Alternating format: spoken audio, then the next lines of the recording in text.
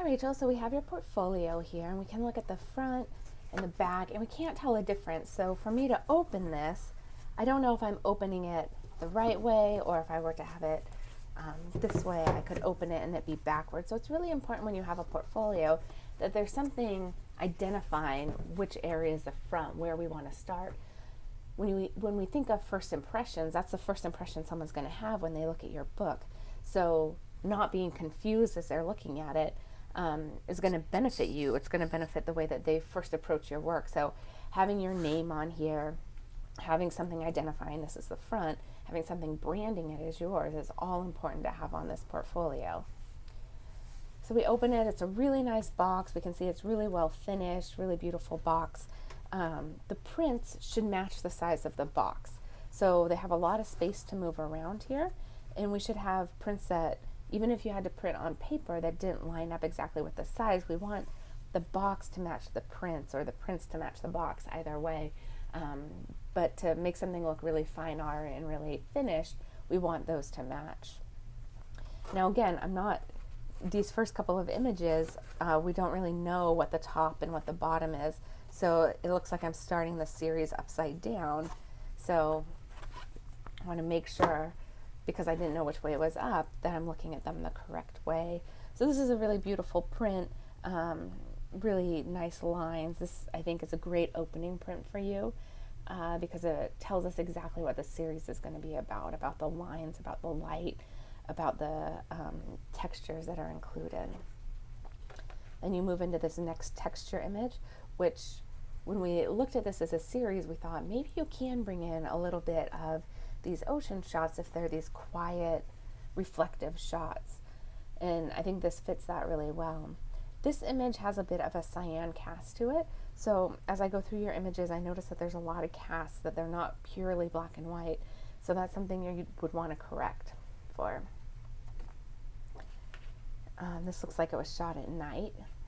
It has a different feel than the other images. This has almost kind of a creepy feel that we're moving in. It looks like it's carpet maybe in a wall, but and there's like the paneling at the bottom of the wall, but it also seems like it could be down a dark alleyway, and we don't know exactly what we're looking at. So this has a different feel to me. It has almost like a creepy feel to it. This is more of that reflective image that we're used to seeing with you. It has a personal aspect to it by bringing your hand into it. Again, line, shapes, patterns. These areas are getting really hot, and because this is more of a reflective series, I would say that you would want to hold on to those highlights as much as you can and not have them get blown out, because seeing those details, seeing those, like the softness of the moment is important.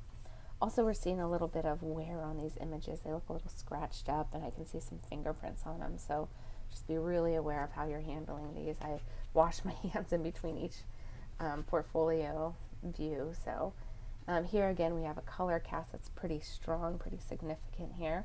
The image itself, I think, works well, and it follows in the mode of everything that you're doing.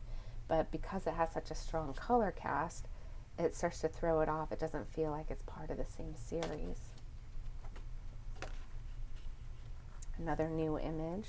And some of these new images are pretty gritty compared to what we saw before, so it changes the focus of the series some. Back outside at the beach. This seems like it's so close up, but then those almost look like footprints there, so it kind of pulls me in and out, understanding what the image is.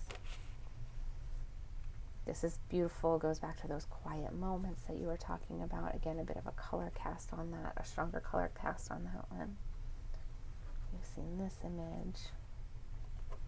So the darkness of these images, again, a pretty strong color cast here. The darkness of these images is really adding a richness to the series, and I think working well. This is one of my favorite images, having the pattern of the blinds, the pattern of the sheets, that Imogen Cunningham unmade bed sort of feel, just quiet. I would separate these in your series. They're really similar to each other to have back to back.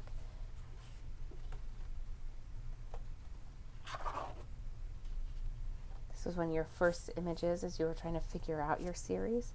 I think that worked out really well for you. I think you could add more images like this, quieter images that are self-portraits but kind of abstracted like this.